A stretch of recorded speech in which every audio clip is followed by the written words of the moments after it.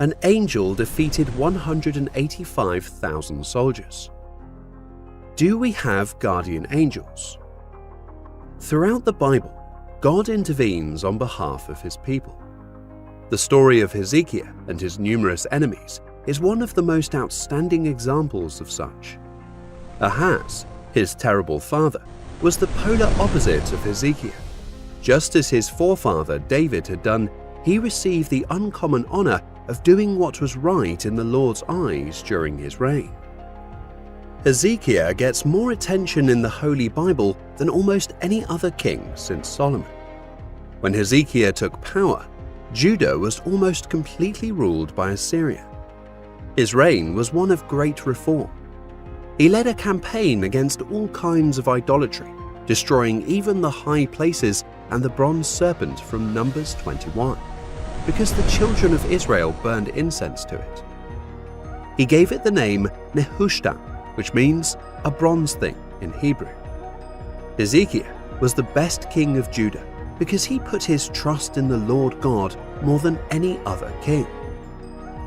Eventually, Hezekiah rebelled against the Assyrian yoke, perhaps because of his military success in driving the Philistines out of the land, country places, to fortified city, thickly inhabited and well-defended places. Samaria was conquered by the Assyrians, and this emphasizes the seriousness of the threat which faced Hezekiah at this time. The siege of Samaria began during the latter part of the 4th year of Hezekiah's reign, continued during the 5th year, and ended in the first part of the 6th year, therefore 3 years. During this time, Assyria was experiencing problems of her own. Sargon II had recently passed away, and Babylon was engaged in an uprising. Sennacherib became Sargon's successor. Sennacherib took 46 fortified cities and 200,000 captives from Judah. Hezekiah sent a servile message to him, acknowledging that he had been wrong in rebelling. He abjectly paid 300 talents of silver and 30 talents of gold, a huge sum, to prevent an attack on Jerusalem. Sennacherib was traveling to Egypt at the time and was stopping in the city of Lachish, which is located to the southwest of Jerusalem. Hezekiah then began to fortify Jerusalem. It's possible that hearing about this prompted the king of Assyria to send representatives from his army to Jerusalem at a later time and demand that the city give up without conditions. 3 Jewish officials went out to meet the Assyrian emissaries and to hear their demands. The NKJV labels these officials by their original military titles: the Tartan, the Rabsaris, and the Rabshakeh. Rabshakeh was the officer sent by Sennacherib, the king of Assyria, to demand the surrender of Jerusalem. The Rabshakeh spoke insultingly to them in their own tongue. First, he mocked Hezekiah's trust in the fortifications of Jerusalem.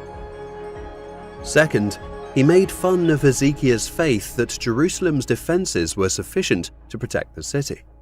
Then he disclosed his knowledge that Hezekiah had sought the assistance of other nations.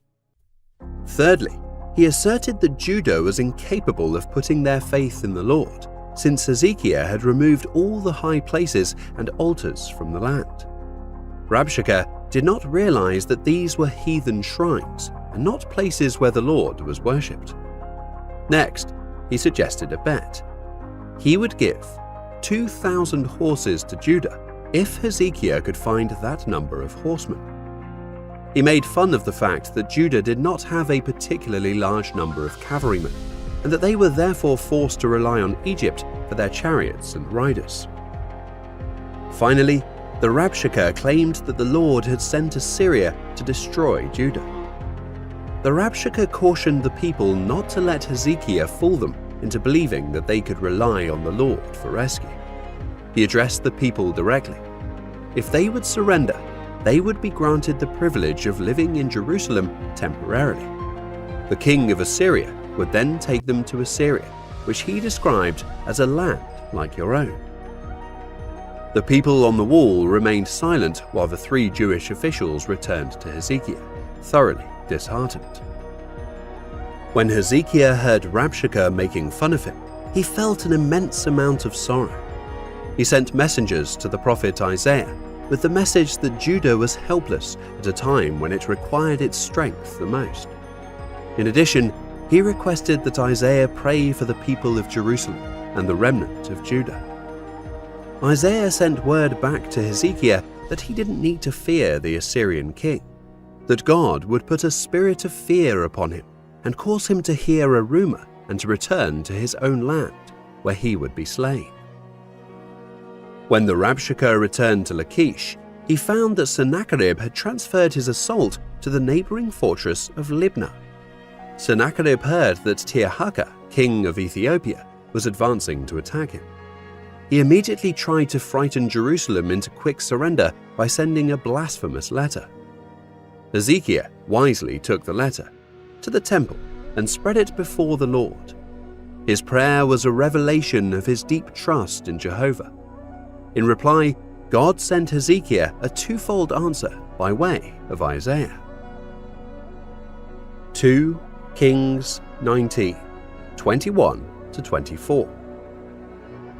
This is the word that the Lord hath spoken concerning him. The virgin, the daughter of Zion, hath despised thee, and laughed thee to scorn. The daughter of Jerusalem hath shaken her head at thee. Whom hast thou reproached and blasphemed? And against whom hast thou exalted thy voice, and lifted up thine eyes on high? Even against the Holy One of Israel. By thy messengers thou hast reproached the Lord, and hast said, With the multitude of my chariots I am come up to the height of the mountains, to the sides of Lebanon, and will cut down the tall cedar trees thereof, and the choice fir trees thereof. And I will enter into the lodgings of his borders, and into the forest of his Carmel. I have digged and drunk strange waters, and with the sole of my feet have I dried up all the rivers of besieged places. Isaiah's prophecy can be understood as a taunting song directed against Assyria. It depicts Jerusalem, the virgin, the daughter of Zion, as laughing in response to the threats made by Assyria. It condemns Sennacherib for profaning the holy name of God, and for boasting that he would conquer Judah, destroy her rulers and great men, tall cedars and cypress trees, and enter the palaces of Mount Zion, lodging place and forest. Sennacherib also bragged about his victories in other countries, especially Egypt, which he ruled at the time. What he failed to recognize was that all he had done was what God had already determined to be done. God knew him inside and out and would break his towering arrogance, sending back to Assyria the remnants of his shattered army. Then, turning to Hezekiah, the Lord gave a sign that the Assyrian would not conquer Jerusalem. For 2 years, the people of Judah would not be able to raise normal crops because of the Assyrian presence, but would eat things that grew without cultivation. Then, in the 3rd year, they would be safe enough from the threat of assault that they could carry on their normal activities. Not only would the people of Jerusalem be spared, but the king of Assyria would not even be permitted to enter the city or even fire an arrow there. That night, the angel of the Lord visited the encampment of Assyria and killed 185,000 soldiers. When men arose early in the morning, the Assyrians were corpses. Sennacherib eventually made his way back to Nineveh, the city that served as his capital, but he met his end there.